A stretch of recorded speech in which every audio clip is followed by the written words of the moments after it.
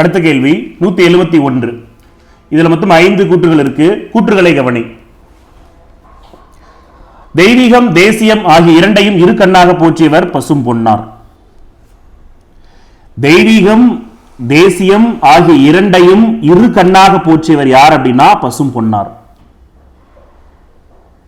அப்ப சரிதான், பசும் பொன்னார். அதனா பசும் பொன் முத்துராமலிங்க தேவர். பசும் பொன் முத்துராமலிங்க தேவர் அவர் தான் தெய்வீகம் தேசியம் ஆகிய இரண்டையுமே இரு கண்ணாக போற்றியிருப்பார். மரியாதையும் சுயமரியாதையும் இரு கண்ணாக போற்றியவர் யாருன்னு கேட்டாங்கன்னா அது பெரியார். 32 சிற்றூர்களை இருந்த தமக்கு சொந்தமாக இருந்த நிலங்களை உழுத விவசாயிகளுக்கு பங்கிட்டு கொடுத்து மகிழ்ந்தார் பசும் பொன்னார் அப்படின்னு அந்த கூற்று கொடுத்திருக்காங்க. 32 சிற்றூர்கள் தான் அவர் சொந்தமான நிலங்கள். உழுத தாழ்த்தப்பட்ட மக்களுக்கு பங்கிட்டு கொடுத்து மகிழ்ந்தார். ஏன் இந்த இடத்துல இந்த நம்ம ஒரு சின்ன ஒரு திருத்தம் பண்ணியிருக்கோம், அதாவது மாற்றி எடுத்திருக்கோம் அப்படின்னா அது யாருக்கு வழங்கப்பட்டிருக்கு, 32 கொடுத்தாரு சிற்றூர்களுக்கு கொடுத்தாரு அப்படிங்கிறத தாண்டி யாருக்கு அது வழங்கப்பட்டிருக்கு அப்படிங்கிறத நம்ம தெளிவா பார்க்கணும் அப்படிங்கிறதுக்காக தான் இது கொடுத்திருக்கோம். தாழ்த்தப்பட்ட மக்களுக்கு வழங்கினார். ராமநாதபுரம் அரசு உயர்நிலைப் பள்ளியில 12ஆம் வகுப்பு படிச்சிருக்கார். ஸோ அவர் 12ஆம் வகுப்புல போல 10ஆம் வகுப்பு படித்துக் கொண்டிருக்கும் பொழுது அங்க பிளேக் நோய் பரவினதுனால இவருடைய கல்வியும் நின்று விட்டது. பசுமன் முத்துராமலிங்க தேவருடைய கல்வி நின்றது காரணம் அங்க பிளேக் நோய் பரவியது. இது எப்ப நடந்துச்சுன்னா ராமநாதபுரம் அரசு பள்ளியில் இவர் படித்துக் கொண்டிருந்த பொழுது, ராமநாதபுரம் அரசு பள்ளியில் இவர் படித்துக் கொண்டிருந்த பொழுதுதான் 10ஆம் வகுப்பு படித்துக் கொண்டிருந்த பொழுதுதான் அங்க பிளேக் நோய் பரவியது. 12ஆம் வகுப்பு கிடையாது. பெண்களுக்கு நகையோ அழகான உடையோ முக்கியம் இல்லை, அறிவும் சுயமரியாதையும் தான் மிக முக்கியம் என்றவர் ராமசாமி, அதாவது தந்தை பெரியார். 171வது கேள்வி. கேட்கப்பட்ட 5 கூற்றுகள்ல முதல் கூற்று, 2ஆம் கூற்று, 5ஆம் கூற்று தான் சரி. 3, 4 தவறு இருக்கு. அப்போ இதற்கான விடை 3 இணைகள் சரி, 2 இணைகள் தவறு. அடுத்தது சரியான கூற்றை தேர்ந்தெடு. ஏறத்தாழ 400 ஆண்டுகளுக்கு முன் தமிழகத்தின் காடு மலைகளில் வாழ்ந்தவர் யார் அப்படின்னா சித்தர்கள் தான். ஏறத்தாழ 400 ஆண்டுகள் தமிழகத்துடைய காடு மலைகள்ல வாழ்ந்திருக்காங்க சித்தர்கள். போற்றும் சடங்கை நன்னாதே உன்னை புகழ்ந்து பலரில் புகழல் ஒண்ணாதே என்ற பாடல் வழி எழுதுறது யார் அப்படின்னா கடுவழி சித்தர். எஸ், சித்தர் பாடல். கடுவழி சித்தருடைய பாடல்கள் கேட்கறதுக்கே ரொம்ப அருமையா இருக்கும். அந்த பாடல் வரிசையில நமக்கு இங்க கொடுக்கப்பட்ட பாடல் எது அப்படின்னா ஒரு பாட்டு, கடுவழி சித்தருடைய பாட்டு கொடுத்திருக்காங்க. வைரோரை கூட வையாதே, இந்த வையம் முழுவதும் பொய்த்தாலும் பொய்யாதே, வெய்ய வினைகள் செய்யாதே, கல்லை நீரில் பறவைகள் நீரில் எய்யாதே, பாம்பை பற்றி ஆட்டாதே, உன்றன் பத்தினிமார்களை பழித்து காட்டாதே, வேம்பினை உலகில் ஊட்டாதே, உன்றன் வீராப்பு தன்னை விளங்க நாட்டாதே, போற்றும் சடங்கை நன்னாதே, போற்றும் சடங்கை நன்னாதே, உன்னை புகழ்ந்து பலரில் புகழல் ஒண்ணாதே, சாற்றும் உன் வாழ்வை எண்ணாதே, பிறர் தாழும் படிக்கு நீ தாழ்வை பண்ணாதே, கள்ள வேடம் புனையாதே, பல கங்கையிலே உன்கடம் நினையாதே, கொள்ளை உள்ள நினையாதே, நட்பு கொண்டு பிரிந்து நீ கோல் முனையாதே என்று ஒரு பாட்டு தான் கடுவழி சித்தருடைய பாட்டு இங்க கொடுத்திருக்காங்க. கடுவழி சித்தருடைய ஒரு பாட்டு. அப்புறம் சித்தருடைய பாடல்கள்ல ஒரு பாட்டு ஒரு நம்ம எல்லாருக்கும் கேள்விப்பட்ட ஒரு பாட்டா இருக்கும். நந்தவனத்தில் ஓராண்டி அவன் 4 மாதமாய் குயவன வேண்டி கொண்டு வந்தான் ஒரு தோண்டி மெத்த கூத்தாடி கூத்தாடி போட்டுடை தாண்டி. இதெல்லாமே கடுவழி சித்தருடைய பாடல்கள் தான். உருவ வழிபாடு செய்யாமல் வெட்ட வெளியே கடவுளாக வழிபட்டவர் கடுவழி சித்தர். பாம்பாட்டி சித்தர், குதம்பை சித்தர், அழுகுனி சித்தர்கள் எல்லாமே என்ன பெயர் அப்படின்னா காரண பெயர்கள். எல்லாமே காரணம் கருதி இட்ட பெயர்கள். இங்க கொடுக்கப்பட்ட அனைத்து பெயர்களுமே என்ன அப்படின்னா காரண பெயர்கள் தான். இதுவும் டிஎன்பிஎஸ்சியில் கேட்கப்பட்ட கேள்விதான். அப்போ இங்க 172வது கேள்வி பொறுத்தவரை அனைத்துமே சரிதான். 400 ஆண்டுகளுக்கு முன் தமிழகத்தினுடைய காடு மலைகள்ல வாழ்ந்தாங்க. பாம்பாட்டி, குதம்பை, அழுகணி என்பது எல்லாமே காரண பெயர்கள். உருவ வழிபாடு செய்யாமல் வெட்ட வெளிய கடவுளாக வழிபட்டார் இல்லையா? இதுவும் டிஎன்பிஎஸ்சியில் ஏற்கனவே கேட்கப்பட்ட கேள்விதான். எளிய சொற்களை அறிவுரைகளை கூறியவர் இவர். அப்போ அனைத்தும் சரி.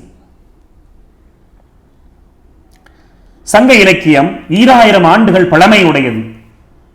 ஆமாம், சங்க இலக்கியம் என்பது தெரியும் நமக்கு. கிமு 3ஆம் நூற்றாண்டிலிருந்து கிபி 3ஆம் நூற்றாண்டு வரை இருக்கக்கூடிய காலகட்டத்தை நம்ம சங்க இலக்கியம் சொல்லுவோம். அந்த காலத்தில் இயற்றப்பட்ட நூல்கள் சங்க இலக்கியங்கள். 17 மேற்கணக்கு நூல்கள் சங்க இலக்கியத்தை சேர்ந்தது. அதுல நமக்கு 8 தொகை 10 பாட்டு அனைத்தும் 17 மேல்கணக்கில் அடங்கும். அதுல ஒரு பாட்டு தான் நமக்கு இங்க கொடுக்கப்பட்டிருக்கு. புறநானூற்று பாடல். நாடாக ஒன்றோ காடாக ஒன்றோ அவளாக ஒன்றோ இசையாக ஒன்றோ எவ்வளி நல்லவர் ஆடவர் அவ்வளி நல்லை வாணிய நிலனே அப்படின்னு புறநானூற்றினுடைய ஒரு பாடல் இங்க கொடுக்கப்பட்டிருக்கு. நிலம் சொல்றாங்க, நீ நாடா இருந்தா என்ன, நீ காடா இருந்தா என்ன, பள்ளமா இருந்தா என்ன, மேடா இருந்தா என்ன, எங்கெல்லாம் ஆண்கள் நல்லவரா இருக்கிறாங்களோ அங்க நீயும் நல்லதா இருக்க அப்படின்னு நிலமே நீ வாழ்க, எங்கெல்லாம் ஆண்கள் நல்லவராக இருக்கிறார்களோ. இந்த பாட்டு புறநானூற்றில் இருக்கக்கூடிய ஒரு பாட்டு. இதுவும் குரூப் 1ல் இந்த பாடலுடைய வரிகள் கொடுத்து கேட்டிருக்காங்க. ரொம்ப முக்கியமான ஒரு பாடல். தமிழர்களுடைய கலை களஞ்சியம், தமிழர்களுடைய வரலாற்று பெற்றகம் என்றெல்லாம் அழைக்கக்கூடிய புறநானூற்று இடம்பெற்றிருக்கக்கூடிய இந்த பாடல் மிக முக்கியம். இந்த பாடல் பாடினது யார் அப்படின்னா ஔவையார். இந்த பாடல் பாடினது ஔவையார். நாடாக ஒன்றோ காடாக ஒன்றோ அவளாக ஒன்றோ மிசையாக ஒன்றோ இவ்வளி நல்லவர் ஆடவர் அவ்வளி நல்லை வாலியனே. அதாவது புறநானூறு என்பது 400 பாடல்கள் அதிலே இருக்கு. அது 157 புலவர்கள் பாடியிருப்பாங்க. எத்தனை புலவர்கள்னா 157 புலவர்கள். இதில் ஔவையார் மற்றும் 33 பாடல்கள் பாடியிருக்காங்க. புறநானூற்றில் அதிக பாடலை பாடியது யார் அப்படின்னா ஔவை. புறநானூற்றில் அதிகமான பாடல்களை பாடினது யார் அப்படின்னா ஔவையார்.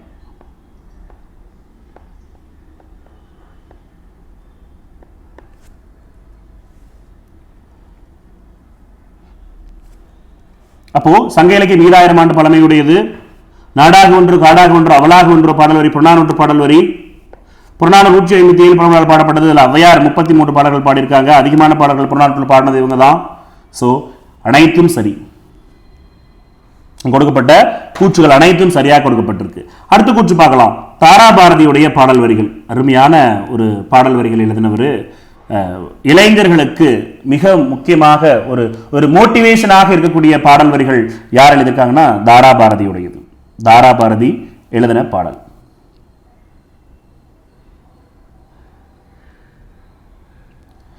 இதுல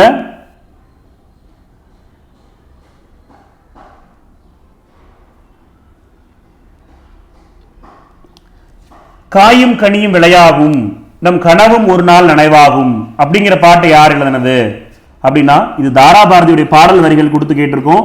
ஸோ இந்த பாடல் வரி யாருடையது அப்படின்னா பட்டுக்கோட்டையுடையது. பட்டுக்கோட்டை.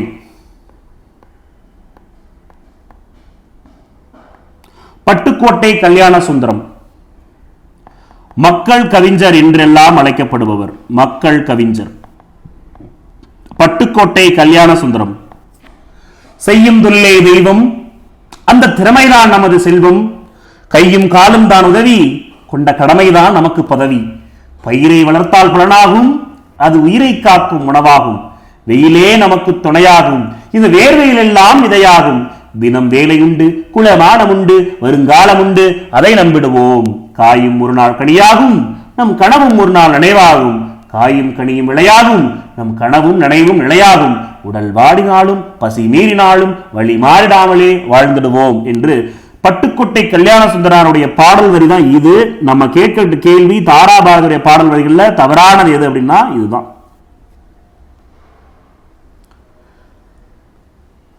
உழைக்கும் மக்களுடைய துயரத்தை பொது உடைமை சிந்தனைகளையும் தன்னுடைய பாடல் வழியாக பரவலாக்கிய பெருமகனார் யார் அப்படின்னா அது பட்டுக்கோட்டை.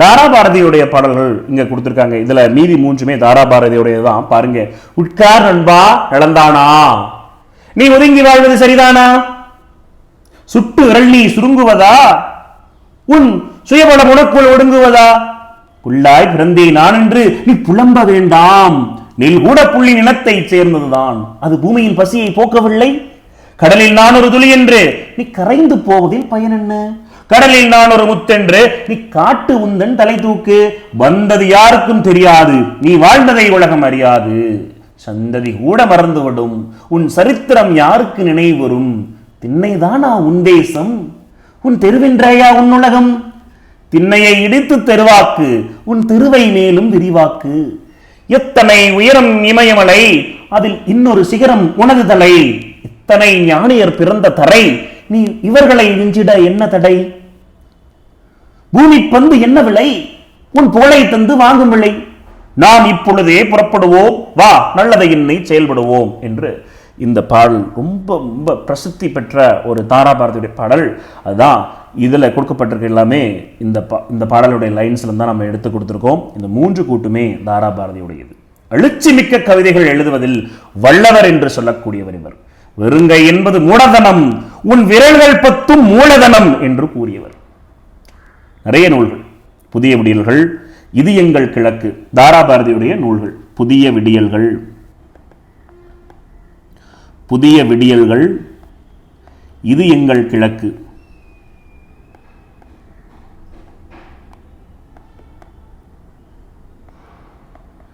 இதெல்லாம் இவருடைய நூல்கள், தாராபாரதியுடைய நூல்கள். சரி, அப்போ 174க்கு தவறானது ஒன்று மட்டும். அடுத்தது, பெரியார் தாம் வாழ்ந்த காலம் முழுவதும் சுயமரியாதைக்கே முதலிடம் கொடுத்தார். இல்லை, இவர் வாழ்ந்த காலம் முழுவதுமே அறிவுக்கே முதலிடம் கொடுத்தார். இது தவறு. பெண்களுக்கு துணிவு, வீரம், ஆளுந்திறன் முதலியன உண்டு என்பதை அனைவரும் ஏற்றுக்கொள்ளுதல் வேண்டும் என்றார் பெரியார். சரி. பகுத்தறிவாளர் சங்கம் அப்படிங்கிறது ஒன்று ஆரம்பிச்சு ஜாதி உயர்வு தாழ்வையும் மத வேறுபாட்டையும் அகற்ற வேண்டும் அப்படிங்கிறதுக்காக சொன்னவர். இந்த சங்கத்தின் வாயிலாக மற்போர், குத்துச்சண்டை, மல்யுத்தம் முதலிய விளையாட்டுகள் பெண்கள் கற்றுக்கொள்ள வேண்டும் என்றார். 1970 ஜூன் 27 சமுதாய சீர்திருத்த செயல்பாடுகளுக்காக ஐநாவுடைய யுனெஸ்கோ விருதும் பெரியாருக்கு வழங்கப்பட்டிருக்கு. இப்போ 175 கேட்கப்பட்ட 5 இணைகள்ல சரியான இணைகள் 4. முதல் கூற்று மட்டும் தவறாக கொடுக்கப்பட்டிருக்கு. அடுத்தது, தேவர் பற்றிய கூற்று.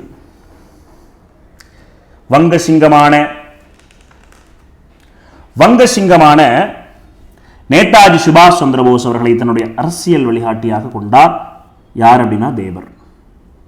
தமிழகத்துடைய சிங்கம் சுபாஷ் சந்திரபோஸை அரசியல் குருவாக ஏற்றுக்கொண்டவர் இவர். வங்கத்தினுடைய சிங்கம். சரி, மனிதனுடைய மனநிலையை இருள், மருள், தெருள், அருள் என குறிப்பிட்டவர் தேவர். இது டிஎன்பிஎஸ்ல கேட்டுட்டாங்க. சுதந்திர பயிரை தண்ணீர் விட்டோ வளர்த்தோம், கண்ணீரால் காத்தோம் அப்படிங்கிறது யாருடைய வாக்கு அப்படின்னா பாரதியுடைய வாக்கு.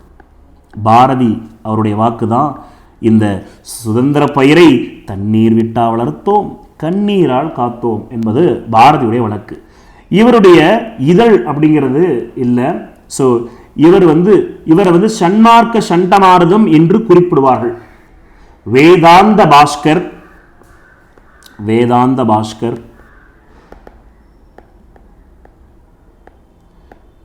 பிரணவகேசரி, சன்மார்க்க சண்டமாருதம், இந்து புத்த சமய மேதை, இவரெல்லாம் பாராட்டப்படுவார். இவர் இந்த இதழை நடத்தல. இந்த சண்டமாருதம் என்ற இதழ் யாருடையது அப்படின்னா, சண்டமாருதம் என்ற இதழை தொடங்கியவர் கண்ணதாசன்.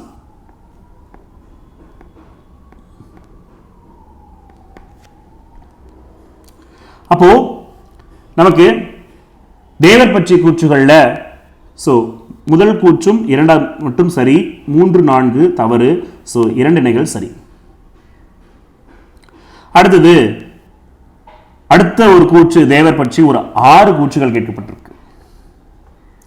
தெரியுது. போதுமா இத்தனை கூற்றுகள் அப்படின்னா, எதற்காக இத்தனை கேள்விகள் அப்படின்னா, மிக குறைவான எண்ணிக்கையில் தான் கேள்விகள் இருக்கும். ஒரு 40-50 கேள்விகள் இருந்தாலுமே அதில் 200க்கும் மேற்பட்ட தகவல்கள் உங்களுக்கு தெரிந்திருந்தால் மட்டும்தான் இந்த கேள்விகளுக்கான விடைகளை உங்களால் சரியான முறையில் கொடுக்க முடியும்.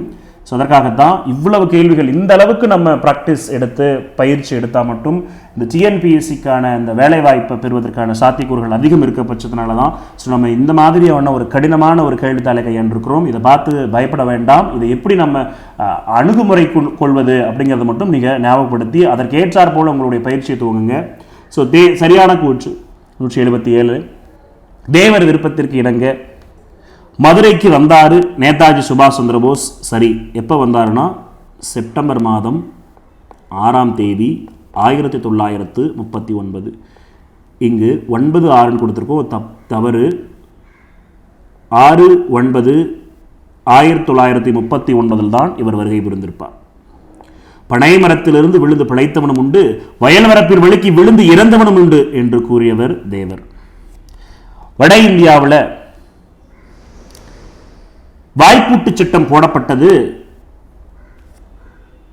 திலகருக்கு, பாலகங்காதர திலகருக்கும். தென்னிந்தியாவில் இதே போல வாய்ப்பூட்டு சட்டம் போடப்பட்டது முத்துராமலிங்க தேவருக்கும். ஸோ இங்கே சுபாஷ் சந்திரபோஸ் கிடையாது, இந்த கூற்றும் தவறு. 37, 46, 52, 57, 62 ஆகிய ஆண்டுகளில் நடைபெற்ற தேர்தல்களில் மக்கள் செல்வாக்கை காட்டியவர் இவர். வேதாந்த பாஸ்கர், இதை தான் என்ன கொடுத்துருக்காங்கன்னா நமக்கு புதிய புத்தகத்தில் வித்யா பாஸ்கர்.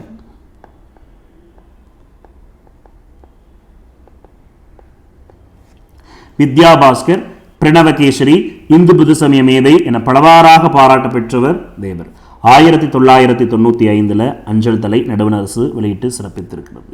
ஸோ 177 பொறுத்தவரை நமக்கு கொடுக்கப்பட்ட இணைகள் 4 இணைகள் சரியாக பொருத்தப்பட்டிருக்கு. 2 இணைகள் தவறு, 1 தவறு. அதே போல் 3வது கூற்றும் தவறாக கொடுக்கப்பட்டிருக்கு. அடுத்தது 178. அறிவு என்பது வளர்ந்து கொண்டே இருக்கும், புதியனவற்றை ஏற்றல் வேண்டும் என்று சொன்னவர் பகுத்தறிவாளர். பகுத்தறிவு பகழவன் என்று அழைக்கப்படும் பெரியார். பகுத்தறிவு பகழவன். பகுத்தறிவு பகழவன் யாரு? பெரியார்.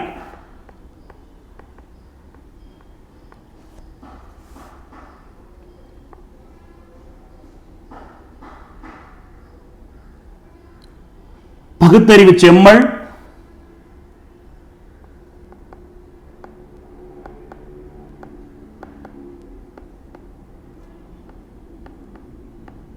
அம்பேத்கர்.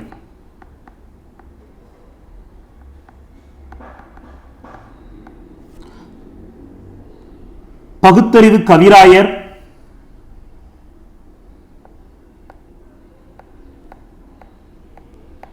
உடுமலை நாராயண கவி. பகுத்தறிவு கவிஞர்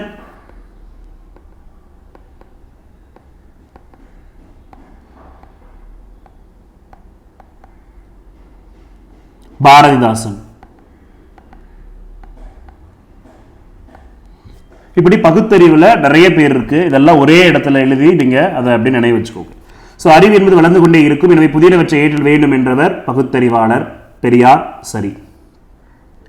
சாதியையும் நிறத்தையும் பார்த்து மனிதன் தாழ்வுபடுத்துவது பெரும் கொடுமை என்று சொன்னவர் யார் அப்படின்னா முத்துராமலிங்க தேவர். இந்த நிறம் அப்படின்னு வந்துச்சுனாவே,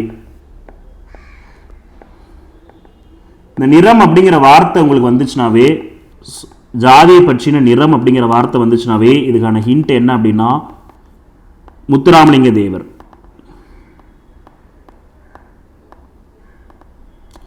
இதுவே மேல் ஜாதி கீழ் ஜாதி, மேல் கீழ் உயர்வு தாழ்வு இப்படி வந்துச்சுன்னா ஸோ இதுக்கான ஹிண்ட் என்ன அப்படின்னா பெரியார்.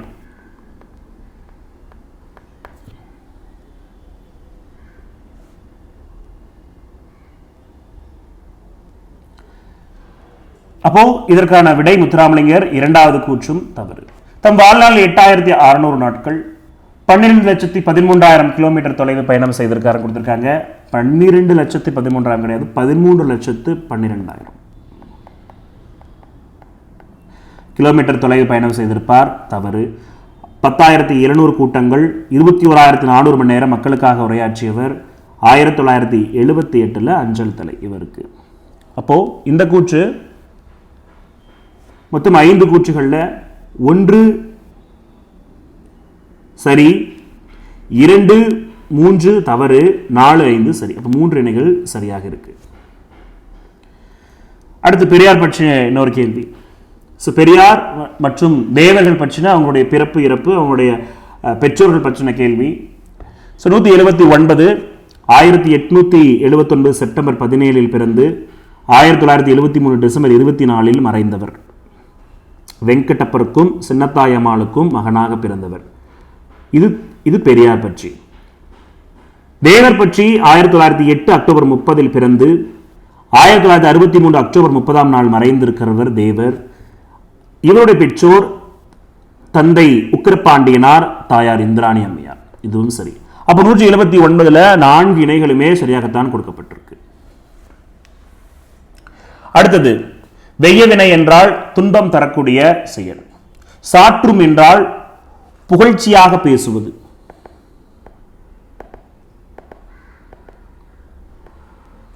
சாற்றும் என்றால் புகழ்ச்சியாக பேசுவது. நல்ல என்றால் நல்லதாக இருக்கின்றாய். ஒன்றோ என்றால் தொடரக்கூடிய சொல். இதில் தவறான இணை அப்படின்னு சொல்லி பார்க்கும் பொழுது நமக்கு 2வது மற்றும் தவறாக இணைக்கப்பட்டிருக்கு. பி. 181 பொருணையாற்றின் கரையில் அமைந்திருக்கக்கூடிய நகரங்கள். பொருணையாற்றுடைய கரையில் இருக்கக்கூடிய நகரங்கள் என்ன அப்படின்னம்னா வல்லநாடு, முரப்பு நாடு. இது இரண்டுமே பொருணையாற்றினுடைய கரையில் அமைந்திருக்கக்கூடிய நகரங்கள். சிறந்த ஊர்களை குறிக்கக்கூடிய சொல் எது அப்படின்னா நகரம் அப்படின்னு சொல்லுவோம். நம்ம நகரம் அப்படின்னு சொல்லுவோம். சிறந்த ஊர்களை குறிக்கக்கூடியது நகரம். அப்போ இந்த கூற்று தவறு. திருஞான சம்பந்தரால் பாடப்பட்ட கபாலீஸ்வரம், அதாவது மயிலாப்பூருக்கு பக்கத்துல கபாலீஸ்வரம் அப்படிங்கிற சிவாலயம் இருக்கு. அங்க திருஞான சம்பந்தர் பாடியிருப்பாரு. திருஞான சம்பந்தர் கபாலீஸ்வரம் அப்படிங்கிறது என்னன்னா சிவா தேவாலயம், திருமால் கோயில் கிடையாது. திருமால் கோயில் கிடையாது, சிவாலயம். அங்க இருக்கக்கூடிய சிவாலயம் எங்க இருக்கு அப்படின்னா மயிலாப்பூர். மயிலாப்பூர்ல இருக்கக்கூடிய கபாலீஸ்வரம் அப்படிங்கக்கூடிய இந்த சிவாலயம் அப்படிங்கிறது திருஞான சம்பந்தரால பாடப்பட்டிருக்கு. இது தவறு. முதல் ஆழ்வார்களால் பாடப்பெற்றது. முதல் ஆழ்வார்களால் பாடப்பெற்றிருக்கக்கூடிய இதுவும் திருமயிலை அப்படின்னு சொல்லக்கூடிய மயிலாப்பூருக்கு பக்கத்தில் இருக்கக்கூடிய இந்த திருவள்ளிக்கேணி அப்படிங்கிறது எதுக்கு இப்ப இந்த பெயர் வந்திருக்கு அப்படின்னா அள்ளி மலர்கள் மலர்ந்திருக்கக்கூடிய கேணியுடைய அருகில் அமைந்த ஊர் என்பதால் இதுக்கு திருவள்ளிக்கேணி என்ற பெயர் வந்திருக்கு. சரிதான். குற்றாலமலையில வாடுவது என்ன, வருந்துவது என்ன? குற்றாலமலை குற்றாலக்குறவஞ்சி, திருக்குற்றாலக்குறவஞ்சி. திரிகுட ராசப்ப கவிராயுடைய கவிதை கிரீடம் என்று அழைக்கப்படும் நூல். வானரங்கள் கனி கொடுத்து மந்தியுடு குஞ்சும், மந்தி சிந்து கனிகளுக்கு வான் கவிகள் கெஞ்சும். காணவர்கள் விழியிருந்து வானவரை அழைப்பர் கமனசித்தர், வந்து வந்து காயசித்தி விழைப்பர். தேனருவி திரையிலும்பி வானின் வழி ஒழுகும், செங்கதிரோன் பரிக்காலம் தேர்காலம் வழுகும். கூணல் இளம் பிறை முடித்த வேணி அடங்கார், குற்றால திரிகூட மலையங்கள் மலையே. ஓடக் காண்பது பூங்குணல் வெள்ளம், ஒடுங்க காண்பது யோகியர் உள்ளம். வாடக் காண்பது மின்னார் மருங்கு, வருந்த காண்பது சூழ் உளை சங்கு. போடக் காண்பது பூமியில் வித்து, புலம்ப காண்பது கிண்கினி கொத்து. தேடக் காண்பது நல்லறம் கீர்த்தி, திருக்குற்றாலர் தென் ஆரிய நாடே. திரிகூட ராசப்ப கவிராயருடைய பாடல். இங்கு குற்றாலமலையில் வாடுவது என்ன, குற்றாலமலையில வாடுவது என்ன, வருந்துவது என்ன? வாடுவது என்னன்னா மருங்கு. மருங்கு அப்படின்னா இடை அப்படின்னு பொருள். வருந்துவது அப்படின்னா சங்கு. வருந்துவது சங்கு. வாடுவது இடை, வருந்துவது சங்கு. அப்போ 181க்கு 1, 4, 5 சரி, 2, 3 தவறு.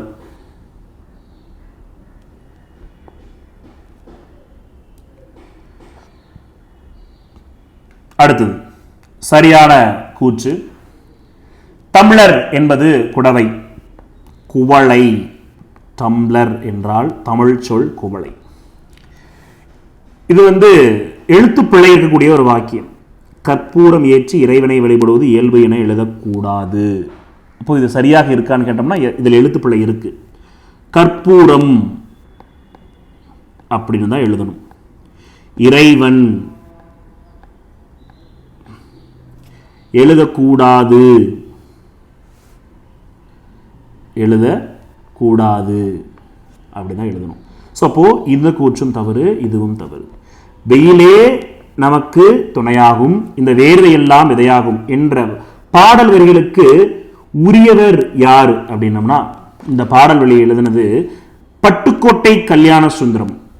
பட்டுக்கோட்டை கல்யாண சுந்தரம் என்ன ஊரை சேர்ந்தவர்னா செங்கப்படுத்தான் காடு.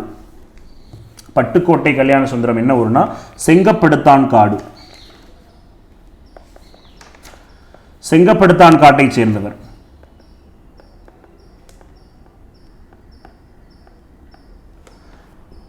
இது மூன்றாவது கூற்றும் தவறு. அல்லவை தேய அறம் பெருகும் நல்லவை நாடி இனிய சொலின். இதில் அடிக்கோடிட்ட, இந்த அடிக்கோடிட்ட அல்லவை என்னும் சொல்லின் பொருள் பாவம்.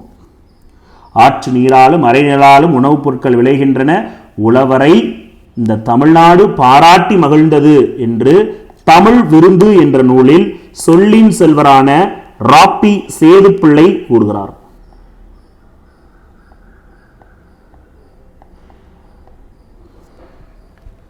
அப்போ 182 பொறுத்தவரை 2 இணைகள் தான் சரியாக பொருத்தப்பட்டிருக்கு. அந்த இணைகள் அல்லவை தேய அறம் பெருகும் நல்வை நாடி இனிய சொலின் என்ற, அதில் அல்லவை என்பது பாவம் என்ற பொருளையும், ஆட்சி நல மலையாள உணவுகள் பொருட்கள் விளைகிறது, உழவரை தமிழ்நாடு பாராட்டி மகிழ்ந்தது என்று சொல்லின் செல்வரும் தமிழ் விருந்து என்ற நூலில் குறிப்பிடுகின்றனர். அப்போ 2 மட்டும்தான் சரியாக இணைக்கப்பட்டிருக்கிறது, மற்றது தவறாக சொல்லப்பட்டிருக்கு. அதற்கான விளக்கமும் தரப்பட்டிருக்கு. அடுத்து கூற்றுகளை ஆராய்க.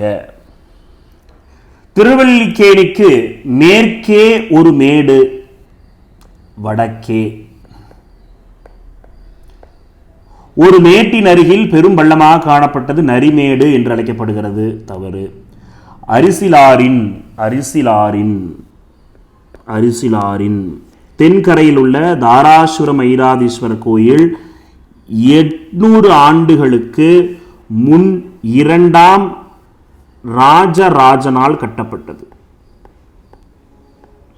அறிவட்டேஸ்வரம், அறிவட்டேஸ்வரம் என்று அழைக்கக்கூடிய இந்த கோயில் 2ஆம் ராஜராஜனால் கட்டப்பட்டிருக்கு.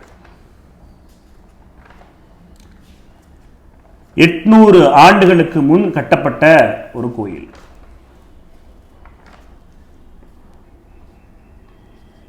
இசை படிக்கட்டுகளுக்கு பெயர் போன ஒரு கோயில்.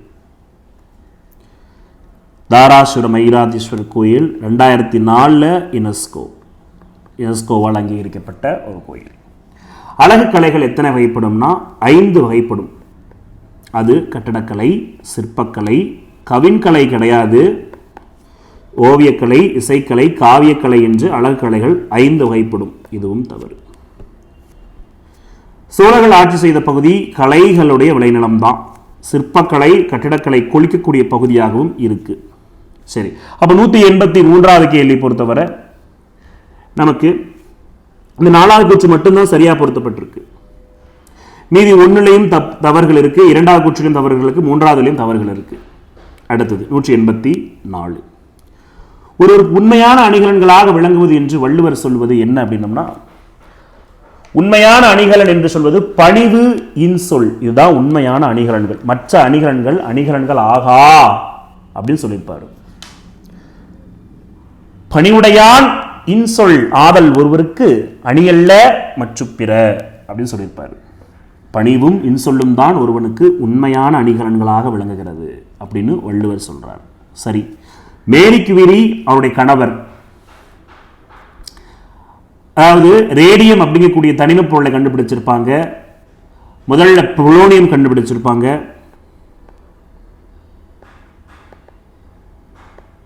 அப்புறம் ரேடியம் கண்டுபிடிச்சிருப்பாங்க. ஸோ இந்த 2 கண்டுபிடிப்புகளுக்காக மூவருக்கு நோபல் கிடைச்சிருக்கும். யார் அப்படின்னா ஏ.எச். பெக்கோரல். ஏ.எச். பெக்கோரல், அப்புறம் மேரி குவீரி, மூன்றாவதாக இவருடைய கணவர் பியரி கியூரி. மூவருக்கும் 1903 இயற்பியலுக்கான நோபல் கிடைச்சிருக்கும்.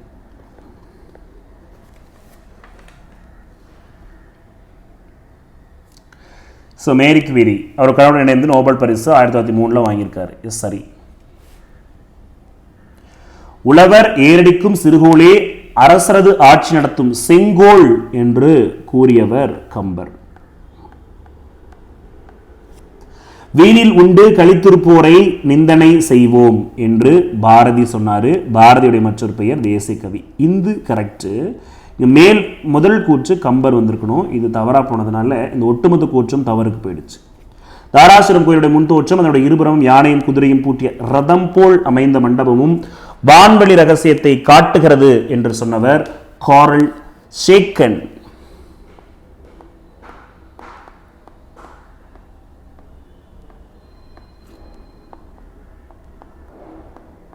காரல் ஷேக்கன் அப்படிங்கிறவர் சொல்லியிருப்பார்.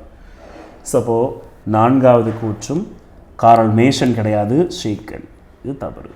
அப்போ 1, 2 சரி, 3, 4 தவறு. அப்போ இதற்கான விடை என்னன்னா தவறான கூற்று ஏ, 3, 4 மட்டும்.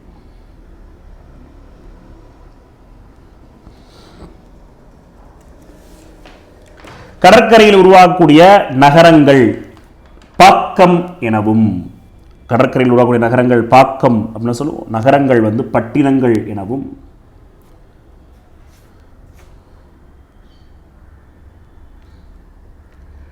அங்கு அமைந்த வாழ்விடத்தை நம்ம பாக்கம் எனவும் சொல்லுவோம். அப்போ இரண்டும் தவறாக கொடுக்கப்பட்டிருக்கு. பெயர் சொல்லை உயர்தனை சொல், அக்ரிணை சொல் அப்படின்னு 2 வகையாக பிரிக்க முடியும். தங்கப்பனும் செல்லப்பனும் பள்ளிக்கு இங்க பன்மை வார்த்தை வந்திருக்கு. தங்கப்பன் செல்லப்பன் இருவர் வந்திருக்கிறதுனால பள்ளிக்கு சென்றனர் அப்படின்னு வந்திருக்கணும். சென்றனர், இருவரும் பள்ளிக்கு சென்றனர். சென்றான் அப்படின்னு வரக்கூடாது. ஏன்னா இது இரண்டும் உயர்திணையில வரக்கூடிய பன்மை, உயர்திணை பன்மை சொல்.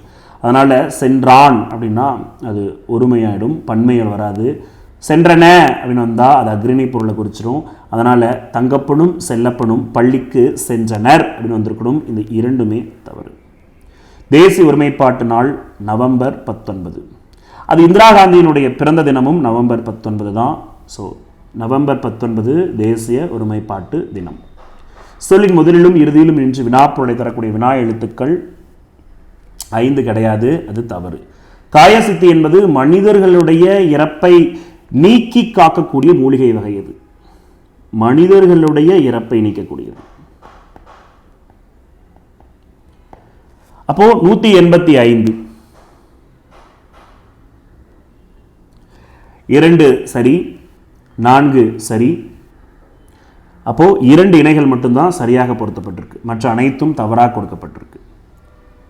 அடுத்தது இங்க சிலேடையில் அமைந்திருக்கக்கூடிய கடந்த ஆண்டு டிஎன்பிஎஸ்சி தேர்வில் கேட்கப்பட்ட ஒரு மரமும் பழைய குடையும் அப்படின்னு சொல்லி அழகிய சொக்கநாத புலவர் பாடியிருப்பார். மரமும் பழைய குடையும்.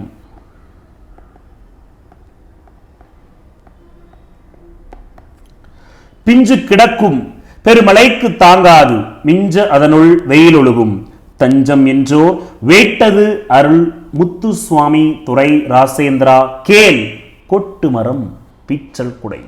கொட்டு மரம் பீச்சல் குடை சொன்னது அழகிய சொக்கநாத புலவர். திருநெல்வேலி மாவட்டம் தச்சநல்லூர் என்ற ஊரில் பிறந்தவர். 19ஆம் நூற்றாண்டை சேர்ந்தவர். சிலேடை பாடல் இயற்றும் வல்லமை பெற்றிருக்கக்கூடியவர். 25க்கும் மேற்பட்ட தனிப்பாடல்கள் இயற்றியிருக்கார். இந்த 3 கூற்றுக்கும் சொந்தமானவர் யார் அப்படின்னா அழகிய சொக்கநாதர். 187 குறைகடல் என்றால் ஒலிக்கும் கடல். பதுமத்தான் பதுமத்தான் என்றால் தாமரையில் உள்ள பிரம்மன். பதுமத்தான் என்றால் தாமரையில் உள்ள பிரம்மன். இம்மை என்றால் இப்பிறவி. நெட்டிகள், அதாவது தெர்மாக்கோல் என்பதனுடைய தமிழ் சொல் என்ன அப்படின்னா நெட்டிகள். நோபல் பரிசு மேரி கியூரிக்கு 1911 மற்றும் 1903 கிடைக்கப்பட்டிருக்கும். அப்போ சரியான இணைகள் என்பது 1, 2, 3, 4 சரியாக இணைகளாக பொருத்தப்பட்டிருக்கு. 5வது கூற்று மற்றும் தவறு.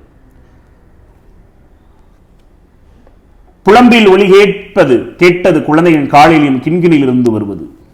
குறவஞ்சி 96 வகை சிற்றிலக்கியங்களில் ஒன்று. உலக புத்தக தினம். உலக புத்தக தினம் ஏப்ரல் 23.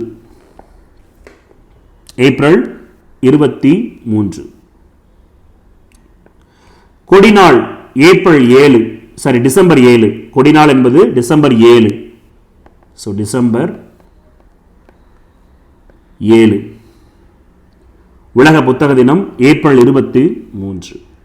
இதுவும் தவறு, இதுவும் தவறு. மனித உரிமைகள் தினம் டிசம்பர் 10. இது சரி.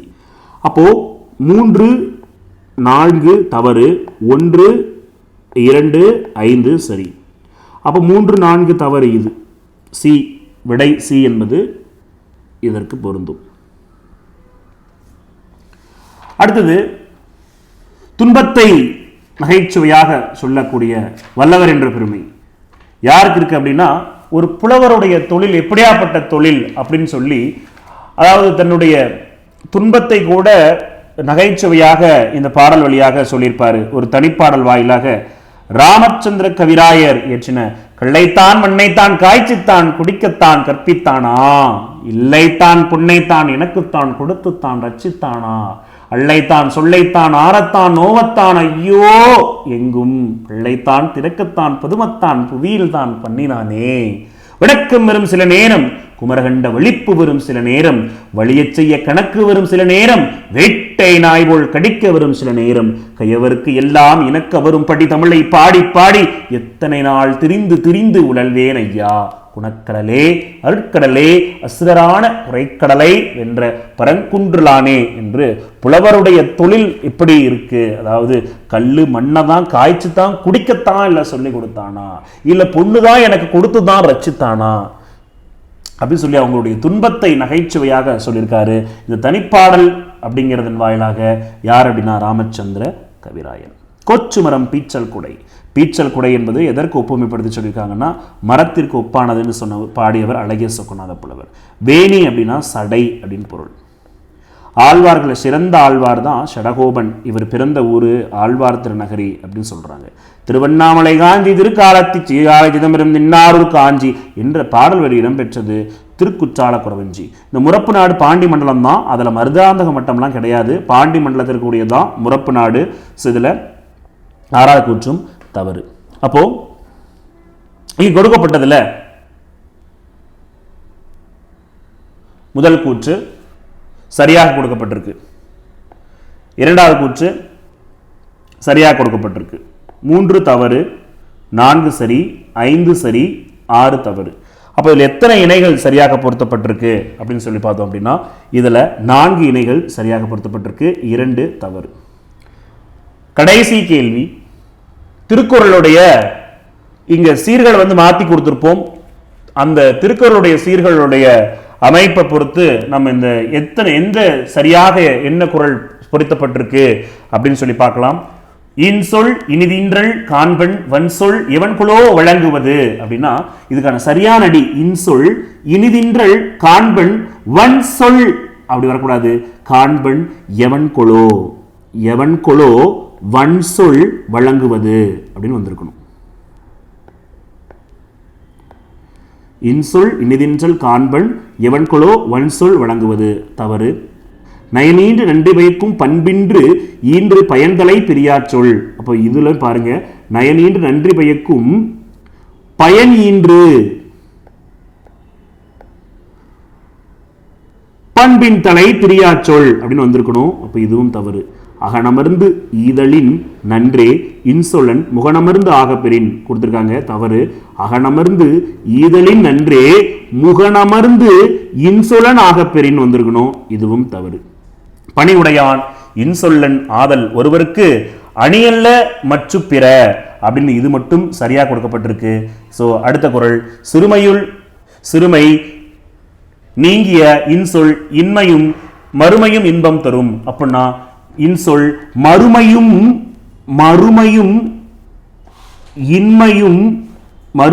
இன்மையும் இன்பம் தரும் அப்படின்னு சொல்லி கொடுத்திருக்காங்க.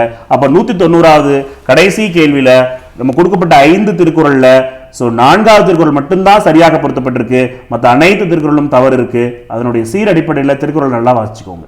இப்போ 190க்கான ஆன்சர் சி.